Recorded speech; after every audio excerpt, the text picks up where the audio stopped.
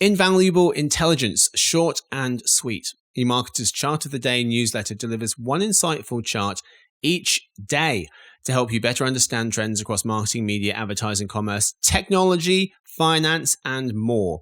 Each edition also includes suggestions on how you can use these charts in presentations and pitch decks. Visit insiderintelligence.com/chart of the day and sign up today. Everybody who knows about Prime already has had the option to sign up for a while. So by offering something else, that's novel and that a lot of people need and, put a certain price point on, they might say that the $99 for a whole year is a decent value.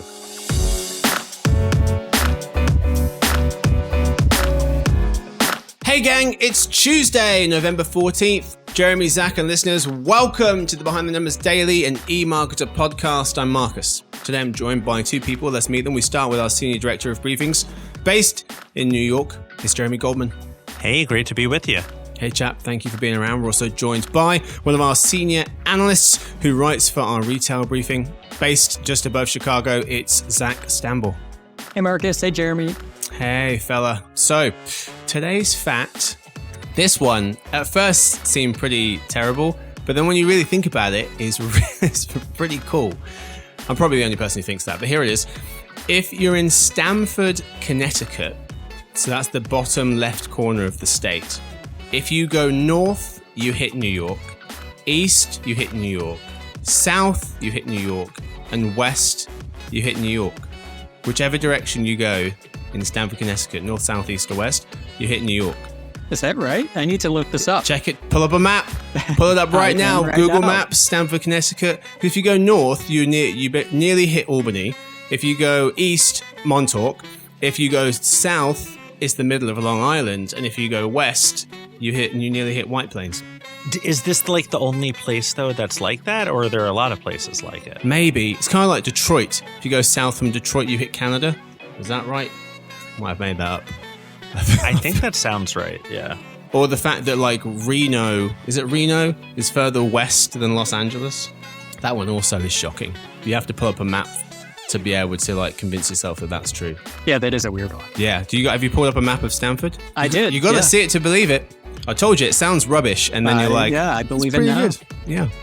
All right, let's move on. Today's real topic. Amazon's online sales improve, but not quite like its ad business.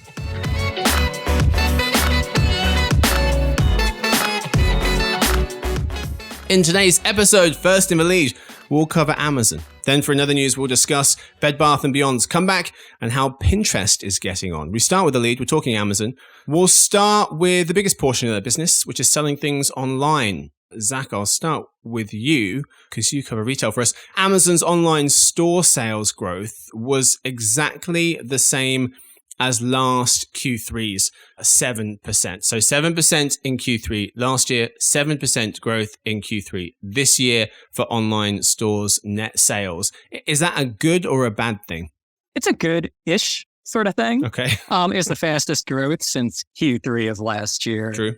And it's off a big base. If you go back, I say this all the time, but if you go back to 2019, it's up 63% from that. If you go up from 2020, when you basically had to buy things online because you didn't want to venture into a store, it's up 18%. So they're selling a lot of stuff. And beyond that, the other key metric that I look at is third-party seller services, which is a huge chunk of money. Also, the reason that they are facing antitrust issues.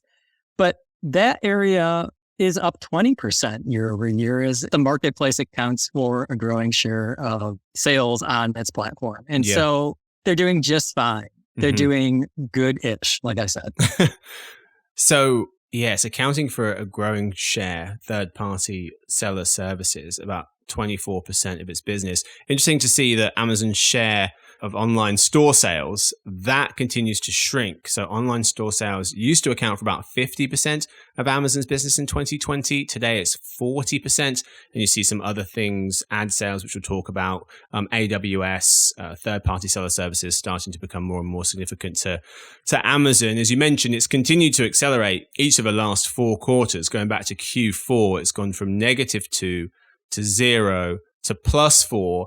And then now in Q3, it's gone to +7. So that's positive. By the way, and I know that you're going to mention advertising in a little bit, because I'd be shocked knowing you if you didn't. Oh, darn it! All right, I'm leaving now. No, but I think you can't really discount the fact that growth represents something bigger when you think about the fact that retail media is such an important part of their business, and it's essentially like not quite a tax, but all of that 7% growth means that then you get to pull the retail media lever, which is higher margin. So you can't really look at one without looking at the other. Yeah. Quick point from Rachel Wolf, who writes for our briefing as well. She was saying Amazon has seen an increase in engagement demand and conversion rates in areas where it offers faster delivery options, pointing out that they recently launched robotic system Sequoia that cut the amount of time spent identifying and storing inventory received at fulfillment centers by 75% and reduces order processing time by up to 25%. So that's helping with some of these numbers. Jeremy, you mentioned advertising, which I guess we should talk about. What's impressed you the most about Amazon's ability to grow ad revenue 26% in Q3? It's the fastest quarterly growth in nearly 2 years and double Amazon's top line 13% for some context.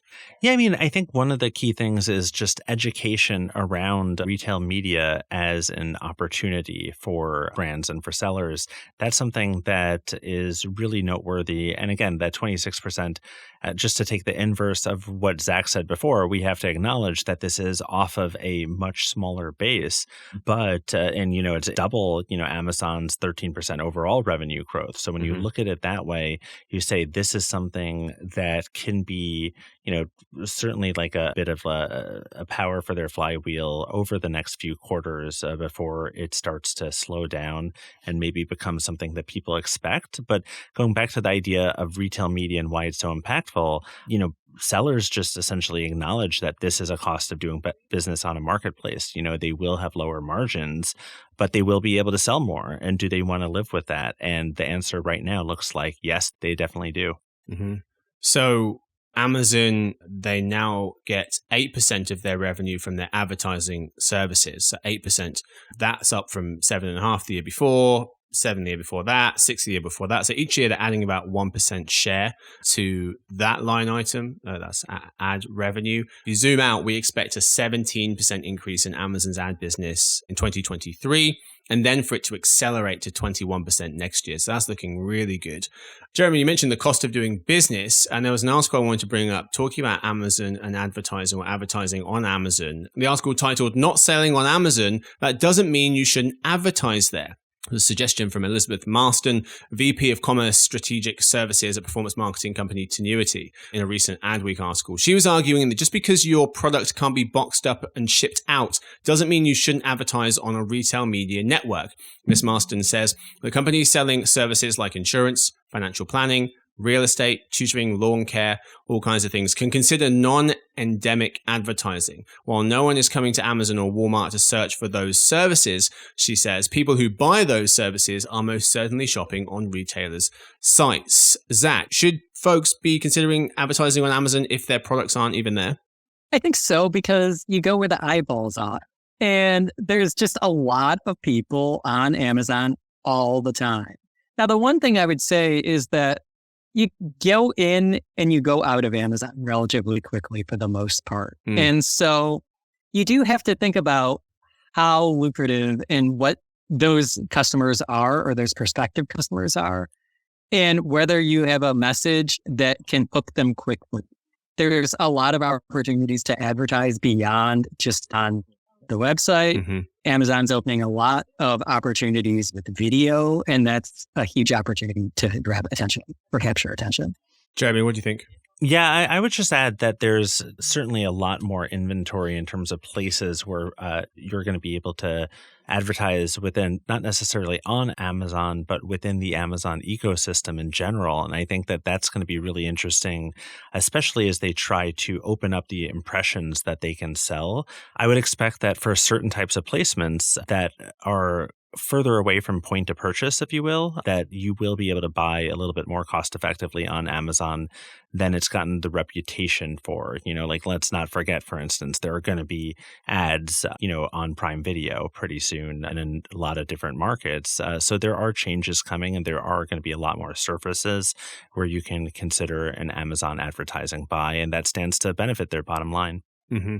Let's close the lead by talking about their Prime membership program. Amazon to offer lower cost primary care, healthcare that is, to Prime members in its latest healthcare push, writes Sebastian Herrera of the Wall Street Journal. He explains that Amazon will charge Prime customers $100 a year for annual access to One Medical, just for One Medical. You have to pay the $140 for Prime, and then it'll be $100 on top of that for One Medical, which is its newly acquired primary care service. Access to One Medical offers virtual and in-person visits and testing that require additional payments either through insurance plans or out of pocket. Jeremy, how much can Amazon offering primary care to Prime members move its Prime membership needle out of 10? I would say it's actually a 7 in the sense that, which is not bad. Do you think that's bad? I think that's No, I think that's higher than I was expecting you both to say.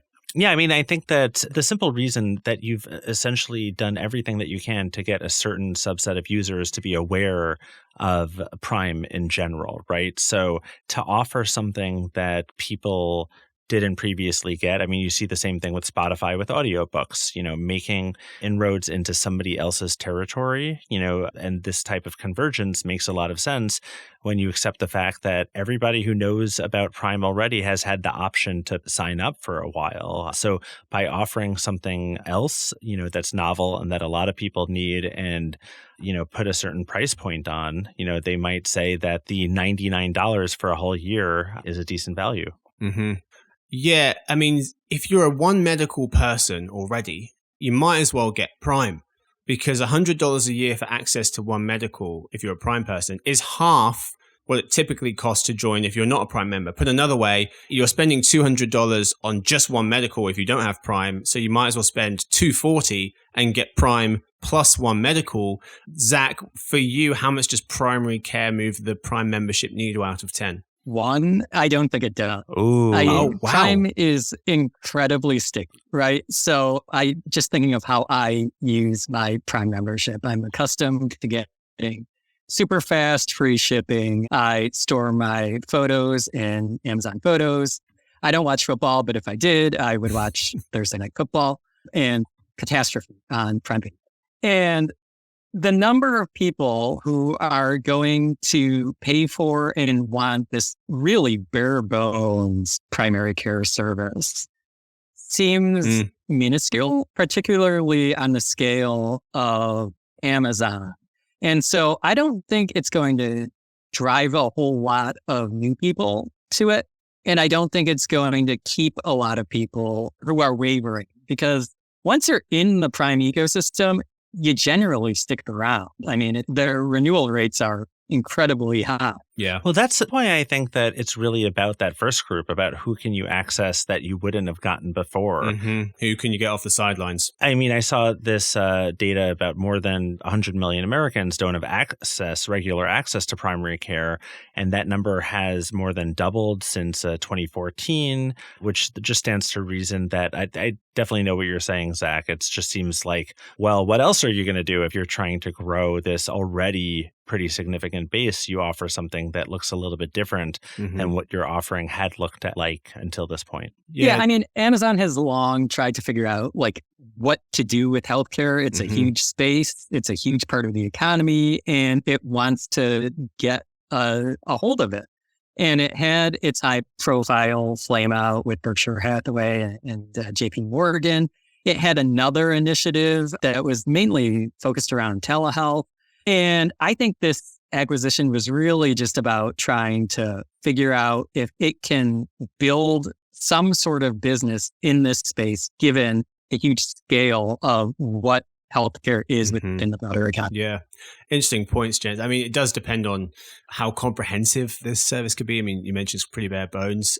Zach, another point I thought was interesting is, Amazon as a healthcare brand, is it something people really think of? Josh Lowitz, co-founder of Consumer Intelligence Research Partners, was saying that the challenge for players like Amazon is convincing folks who think of the company primarily for shopping to turn to it as a healthcare option, pointing out that healthcare is a much more intimate relationship to have with a company. That's all we've got time for the lead. Skip the halftime report.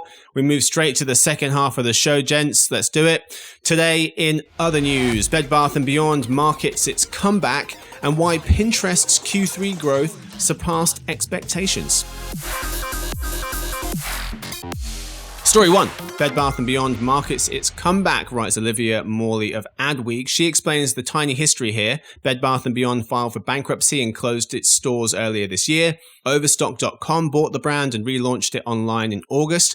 Overstock retired its name and website, adopting Bed Bath & Beyond's branding. The new site combines both inventories. Bed Bath just launched its comeback campaign called An Icon Returns, where the company's well-known 20% off coupon is shown on billboards, TV ads, etc. Zach, what do you make of the retailer's comeback?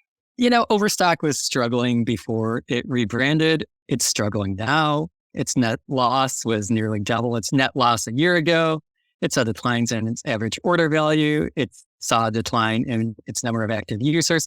It's operating in a really tough space. Home furnishings and furniture is not a good space to be in right now. And one of the things that it pointed to when it bought the Bed Bath & Beyond assets is that Bed Bath & Beyond's like a really recognizable brand. But part of the reason that it's so recognizable is because it had a ton of stores. But without the stores, you don't think of Bed Bath & Beyond nearly as much as you did when you saw it, when you were driving in your car or walking down the street. And so as a result, I don't know what's going to happen here unless Overstock decides to venture into stores, which is a business it really never has attempted to play it. Story 2. Jeremy, you were recently pointing out that Pinterest's Q3 growth surpassed expectations, saying that revenues of nearly $800 million in the quarter, good enough for 11% year-on-year growth. Users were just shy of 500 million, growing 8%. Average revenue per user was also up. But Jeremy, why was Pinterest able to overachieve in the quarter? So I think that a number of different advertising-driven companies outperformed, as I think we actually wrote about quite a while ago. We said towards the end of the year, the numbers would look better because everybody would be competing with lower expectations in relation to last year.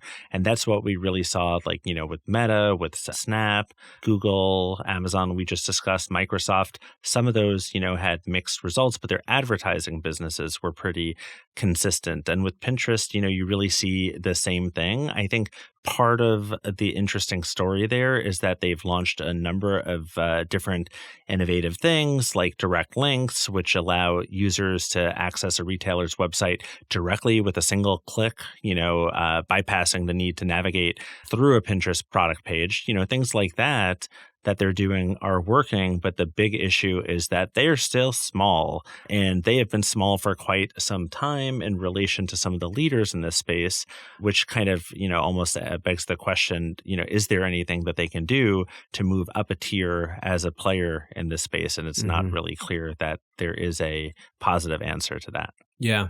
What can we expect next year? We think Pinterest's US ad revenues will grow just 4% this year, but we are expecting them to bounce to 14% next year. So from 4 this year to 14 next year, I wasn't sure why we had that. So when I asked Zach Goldner, who you've probably heard on the Weekly Listen, who is on our forecasting team, who worked on this forecast, he said 2 reasons for the acceleration next year for Pinterest. 1, ad load's relatively low, 20 to 25%. And so analysts believe the company could ramp this up in the coming years, increasing inventory. Number 2, generative AI will help with content relevancy, similar to how it did on Instagram Reels, and should also improve ad targeting. That's all we've got time for this episode. Gents, thank you so much for hanging out. Thank you to Jeremy. Thank you so much as always. This was fantastic. And thank you to Zach. Yeah, thanks for having me. And thank you to Victoria, who edits the show, James, who copy edits it, Stuart, who runs the team, and Sophie, who does our social media. Thanks to everyone for listening in. You can hang out tomorrow with host Sarah Lebo on the Reimagining Retail show as she speaks with analysts Karina Perkins and Blake Drosch all about the differences between UK and US grocery.